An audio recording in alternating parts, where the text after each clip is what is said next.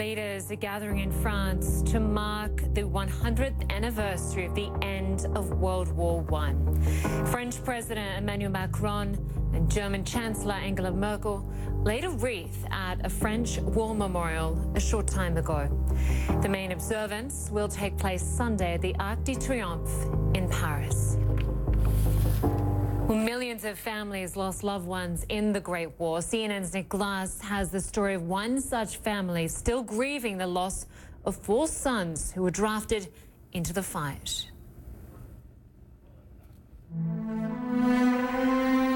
The words were intended to give solace. He died for freedom and honour. Every British and Empire family who lost someone was sent a bronze memorial plaque. The name on this one, Charles Leopold Challis. Along with some old newspaper cuttings, now yellow with age, and a few old black and white photos, these are treasured mementos from the Great War. Back then, the bronze discs were known as Dead Man's Penny, and every family dreaded receiving one. The Challis family of North London received 4.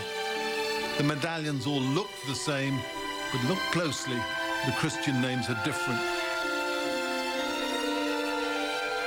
The family's grievous loss made it into a national newspaper, the Daily Sketch, in 1916, with a patriotic headline, "Sons who upheld the traditions of a fighting family." From left to right, Bert, Leo, Harry and George, the Challis boys. 2 of them died within the same week, which, for my grandmother, you just think, how did she cope? The oldest boy, George Challis, who was in the Royal Navy, went down with his ship after it hit a sea mine off Ireland in 1915. He was 26 and left a widow.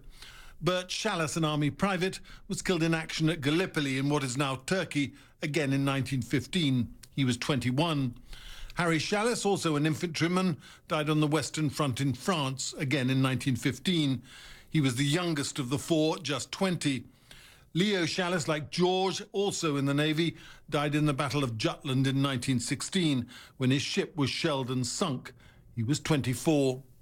Their parents, Corporal and George Challis, and his wife Kate, were pictured alongside the boys in the newspaper.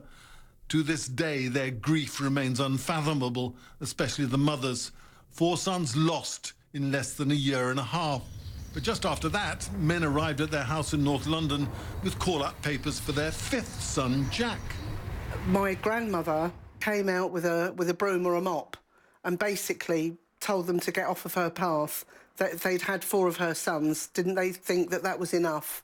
Kate Challis fiercely stood her ground. Here she is in mourning black with 19-year-old Jack beside her. A military tribunal made a rare exception. In 1917, it was decided that Jack didn't have to fight. 10 years later, in 1927, Kate Challis was invited to the annual Remembrance Day at the Cenotaph in London, and she was photographed proudly wearing her son's campaign medals. She reflected on the day in a national newspaper. I felt that the King and Queen and I and the masses of people were just one big family, thinking together the same dear thoughts of our million sons who died for us. I could see the Queen's face quite clearly. I felt she was proud of my 4 boys who gave their lives for king and country. I felt proud of my 4 sons and their courage. I felt proud that I was their mother. Kate Challis's uncles died long before she was ever born, but she's inherited their memorial plaques. Gleamingly polished for the centenary of the armistice, these dead man's pennies remain eternally symbolic of the slaughter and the sacrifice.